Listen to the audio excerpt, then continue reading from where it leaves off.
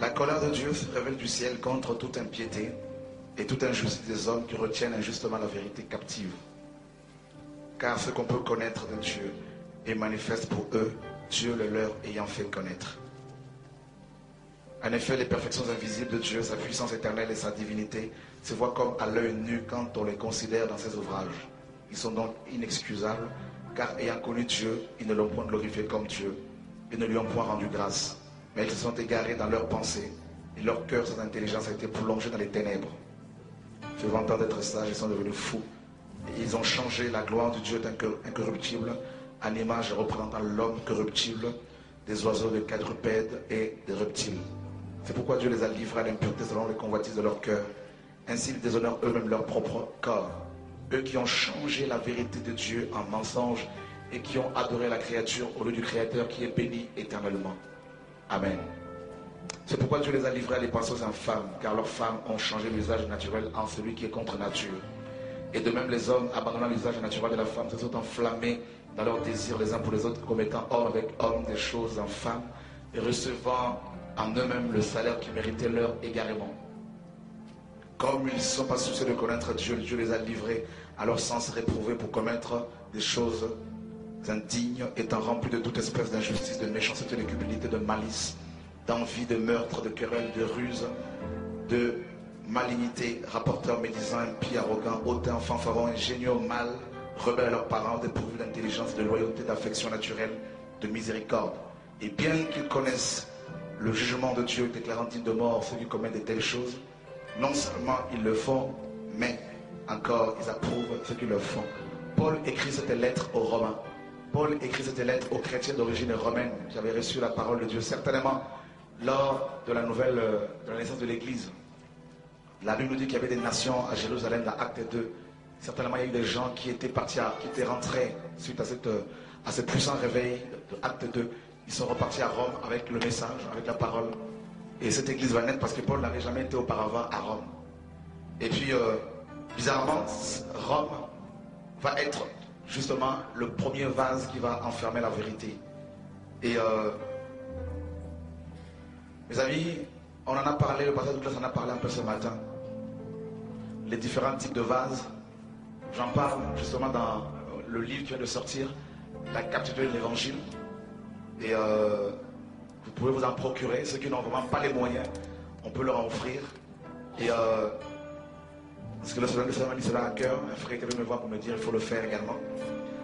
Et lorsque le dernier apôtre qui était Jean va mourir, il va y avoir un vide qui va se créer entre justement les apôtres et les chrétiens. Un vide parce qu'il n'y avait plus de ministère apostolique, des personnes qui étaient là pour pouvoir veiller sur la saine doctrine. Il va y avoir des hommes, effectivement, on en a parlé tout à l'heure, il a parlé de Ignace d'Antioche, des hommes qui étaient des sophistes, des débatteurs experts grecs, qui utilisaient la rhétorique, l'art, le discours en 3 points. Ils vont adhérer, pour la plupart, il y en a qui vont se convertir, mais beaucoup vont adhérer au christianisme. Ils vont devenir des théologiens, ils vont exercer, pour utiliser la théologie et également la philosophie grecque pour pouvoir défendre la parole de Dieu. Alors, quand Jean va mourir, il va y avoir vraiment un vide dans les assemblées à cette époque, dans les églises primitives. Et ce vide va également permettre à ce que des hérétiques tels que Arius, qui était un évêque, un des évêques de l'époque, qui va commencer à enseigner des hérésies. Il va y avoir une grande discussion entre justement Arius et puis un évêque du nom d'Athanase, qui lui combattait justement les hérésies d'Arius. Et puis ce conflit entre ces deux hommes va interpeller en fait Constantin, qui va les convoquer en 325, et il va convoquer en même temps une grande réunion écuménique, la toute première réunion écuménique en 325, pour justement taire la discussion qu'il y avait entre Athanase et Arius. Et cette convocation en 325 de tous les évêques de l'époque va permettre à Constantin, qui n'était pas du tout changé par la parole de Dieu, qui n'était pas du tout converti. Et Constantin va, en tant qu'empereur romain, il va s'autoproclamer la tête officielle de l'Église. Et il va commencer à gérer ce conflit entre les évêques. Le problème de l'Église a été déplacé. Ils sont passés du problème du domaine spirituel à un domaine purement matériel, physique, politique. Et ce qu'il faut comprendre, c'est que cette Église est née sous l'Empire romain, l'Église biblique.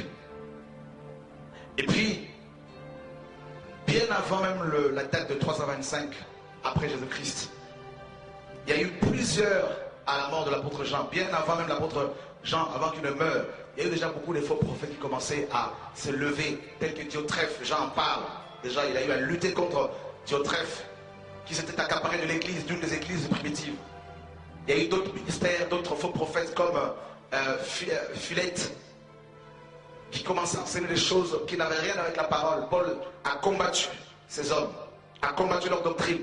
Et quand ces apôtres sont morts, il y a eu des pères de l'église qui sont venus. Ignace d'Antioche qui a vécu, on a déjà vu cela, entre 35 et 107 après Jésus-Christ.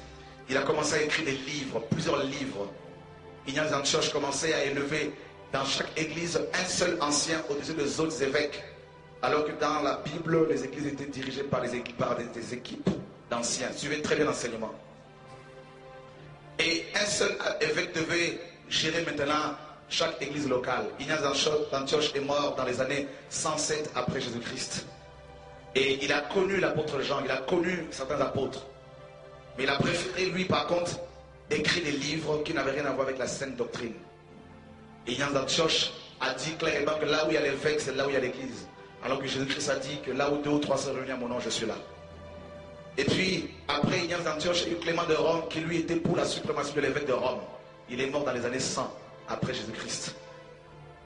Clément de Rome, il a écrit également beaucoup de livres. Et puis par la suite, il y a eu Tertullien qui a vécu entre 150 et 230 après Jésus-Christ. Tertullien qui est le premier auteur chrétien, qui était également un sophiste, à dire dans ses ouvrages, à utiliser le terme Trinité pour définir le Dieu de la Bible, qui reste un mystère même pour les anges. Le Père, le Fils et le Saint-Esprit. Et ils ont établi cette hiérarchie, le Père, le Fils et le Saint-Esprit. Le Père est plus important que le Fils plus important que le Saint-Esprit. Cette hiérarchie qui n'a rien à voir avec la parole de Dieu. On ne peut pas définir, mes amis, un Dieu infini. Ce n'est pas possible.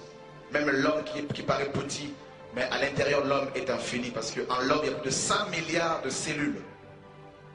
Donc si déjà on a du mal à définir l'homme, comment peut-on définir maintenant le Créateur? Et alors qu'on a du mal déjà à définir le ciel, l'univers. Alors mes amis, il y a eu Tertullien, qui, comme je le disais, qui a écrit également des livres. Il a mis en place le terme Trinité. Et par la suite, il y a eu Cyprien de Carthage, un autre évêque, avant même le concile de Nicée.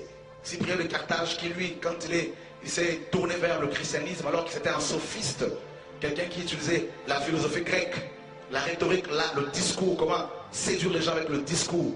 Cyprien dit clairement dans ses écrits que vous pouvez trouver même sur Internet, Cyprien de Carthage, en Tunisie, il dit clairement dans ses écrits que chaque église locale, chaque troupeau du Seigneur doit avoir à sa tête un seul chef. Il a été dans le même sens qu'Ignace d'Antioche. Ils ont fonctionné dans le même esprit. Et Cyprien de Carthage va dire également que celui qui quitte l'église locale perd son salut. Voilà pourquoi beaucoup de pasteurs disent, en utilisant Hébreux 10, 25, n'abandonnons pas nos assemblées comme c'est la coutume de quelques-uns. Alors ils utilisent ce passage-là pour dire que celui qui quitte l'église locale perd son salut. Donc ils ont cet héritage de Cyprien de Carthage. Ça remonte au début du 3e siècle. Parce que Cyprien a vécu entre 200, il est né dans les années 200 et il est mort dans les années 258. Il a vécu plus de 58 ans, moins de 60 ans. Et voilà comment Cyprien de Carthage également, qui va être le premier à utiliser le terme, mes amis, clergé. C'est-à-dire le chef de l'église locale, le clergé. Il est à la base également de la doctrine, ce qu'on appelle le sacerdotalisme, c'est-à-dire la médiation humaine.